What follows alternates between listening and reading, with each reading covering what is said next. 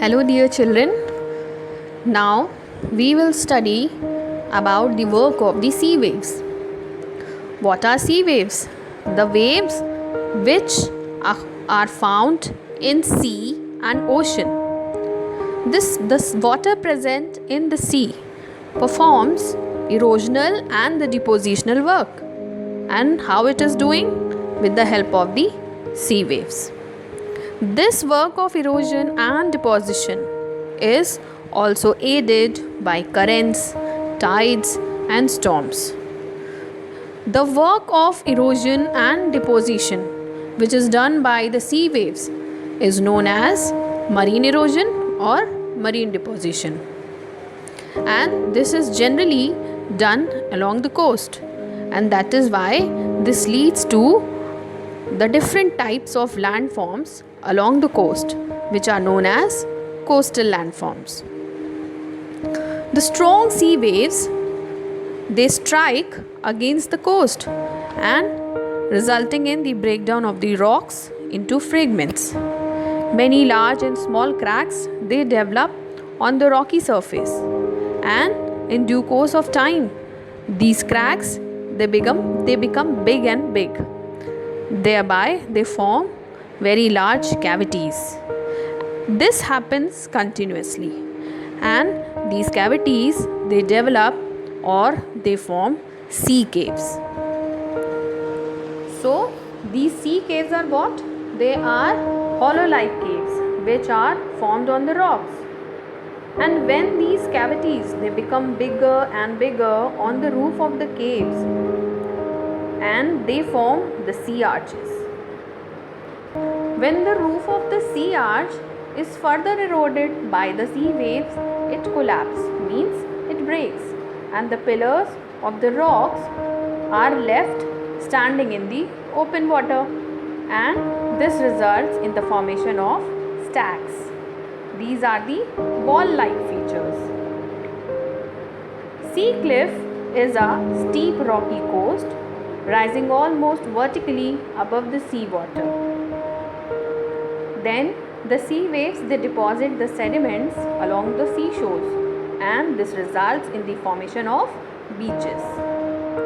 These beaches they are formed as a result of the deposition of sand, gravel, pebbles on the shore, and they are formed when the sea is calm and the winds they have a very low speed or low velocity. Sometimes the broken rock material is deposited on the sea floor near the coast. This results in the formation of sandbars. These sandbars they form the barrier between the sea and the mainland. And sometimes due to the deposition of waves and currents, both the ends of the bar they join to enclose a part of the sea water between the coast and the bar. This enclosed part of the sea forms the lake of the saline water, and this saline water lake is known as lagoon. Lagoon is generally connected with the sea through a narrow passage. There are some examples of lagoons: the Chilka Lake in Odisha, the Pulicat Lake along the border of Tamil Nadu and Andhra Pradesh, and the Vembanar and Ashtamudi Lake on Kerala coast.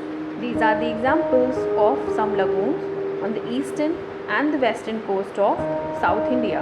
Next topic is work of moving ice.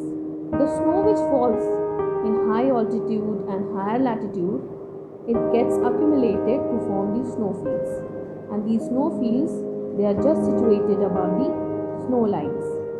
The river of the snow and ice that moves very slowly is called glaciers. Just like any other agent, these big pieces of ice which are called glaciers, they also play an important role in erosion, transportation and deposition.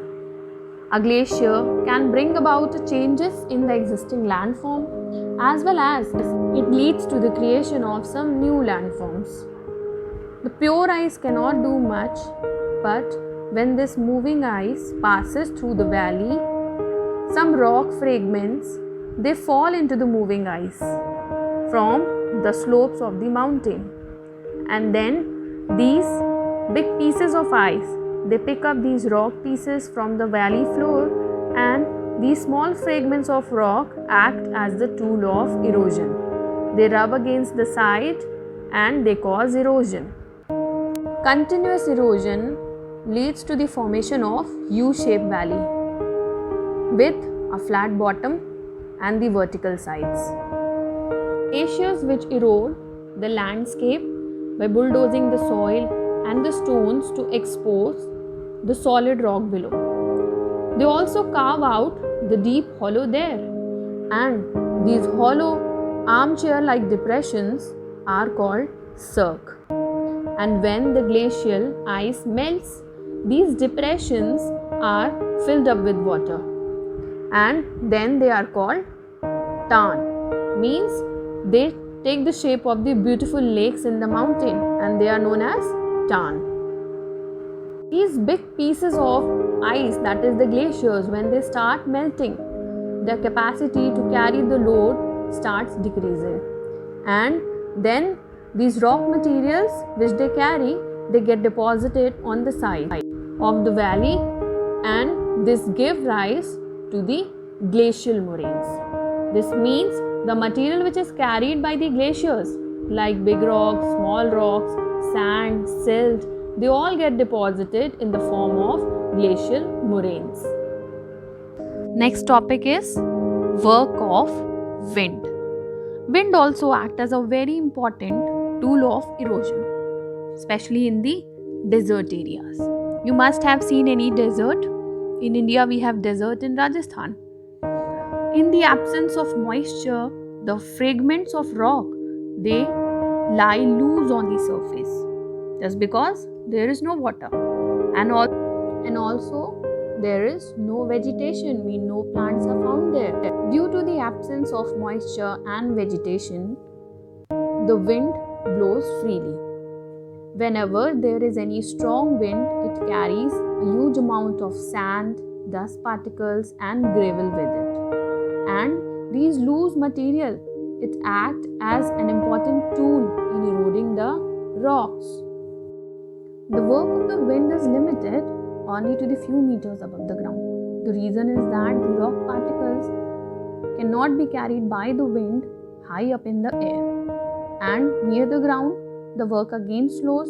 The reason is the friction with the surface. So the ideal height is about 25 centimeter to 75 centimeter above the ground. The wind erodes the lower part of the rocks more than the upper parts. And this results into a relatively narrow base and extensive top of the rocks, resembling the shape of a mushroom. Hence, the rocks which are formed are mushroom rocks.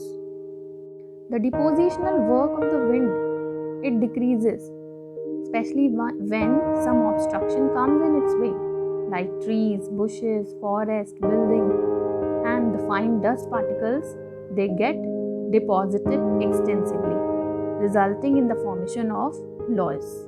That means when the grains of sand, they are very fine and light, the wind carry it over the long distance, and such kind of sand gets deposited in the large area, resulting in the formation of the loess.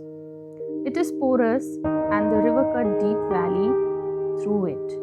The most extensive loess deposits, they are in the North China. The coarse particles are deposited in the form of hillocks. Means the hills of the sands are formed, and these hills of sand, they are known as sand dunes. They are formed when any obstruction or any hindrance comes in the way of the wind carrying the sand particles. Sand dunes, they are of different height. Means they range from few meters to they can be as much as of 300 meters. The windward slope is very gentle. Means the side which faces the wind is gentle, whereas the leeward side, which doesn't faces the wind, is steep. Sand dunes are generally formed in groups.